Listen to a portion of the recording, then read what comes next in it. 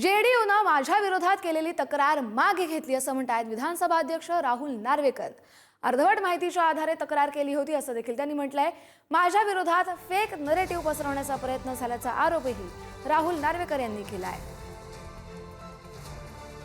जनता दल युनायटेडनी एक तक्रार दिली इलेक्शन कमिशनकडे की त्यांना अर्ज भरण्यात 4 वॉर्डांमध्ये 211, 225, 226 आणि 227 या 4 वॉर्डांमध्ये त्यांना त्यांचे उमेदवारी अर्ज भरू शकले नाहीत ते।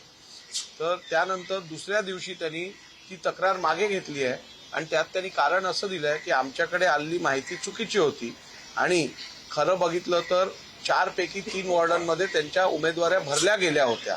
त्यामुळे एक असं दिसून येतं की उमेदवाऱ्या भरल्या गेलेल्याची माहिती देखील त्यांना नव्हती, तरी त्यांनी तशी तक्रार केली आणि ती त्यांनी परत घेतली आहे। त्यामुळे कुठेतरी या सगळ्या गोष्टीचा एक फेक नॅरेटिव्ह करण्याचा प्रयत्न केला जात आहे असं दिसून येत आहे। तर मुंबईतल्या कुलाब्यातील अर्जाच्या गोंधळावरून महापालिकेच्या अहवालात अधिकाऱ्यावर ठपका ठेवला गेलाय। प्रभाग क्रमांक 225 आणि 226 मधून विधानसभा अध्यक्ष राहुल नार्वेकर यांचे नातेवाईक निवडणूक लढवत आहेत आणि याच प्रभागातून जनता दल आणि आम आदमी पक्षाचे उमेदवारही निवडणूक लढवण्यास इच्छुक होते। 30 डिसेंबरला या दोन्ही पक्षाचे उमेदवार उमेदवारी अर्ज दाखल करण्यासाठी निवडणूक निर्णय अधिकाऱ्यांच्या कार्यालयात गेले।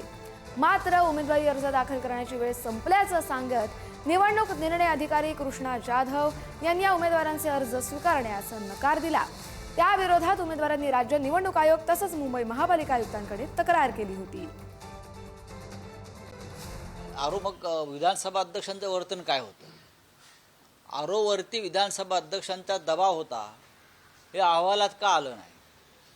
विधानसभा अध्यक्षांनी अशा प्रकारे रांगेत उभं राहून समोरच्या उमेदवारांना धमक्या दिलेल्या आहेत, ते अहवालात का आलं नाही? हरिभाऊ राठोड यांची तक्रार आहे, मनसेचे उमेदवार बबन महाडिक यांची तक्रार आहे। हे जे व्हिडिओ समोर आले त्याने विधानसभा अध्यक्ष सरळ सरळ धमक्या देत आहेत, दबाव आणत आहेत, पोलीस कमिशनरला फोन करून राठोडांची सुरक्षा काढण्याची धमकी देत आहेत। हे अहवालामध्ये का आलं नाही?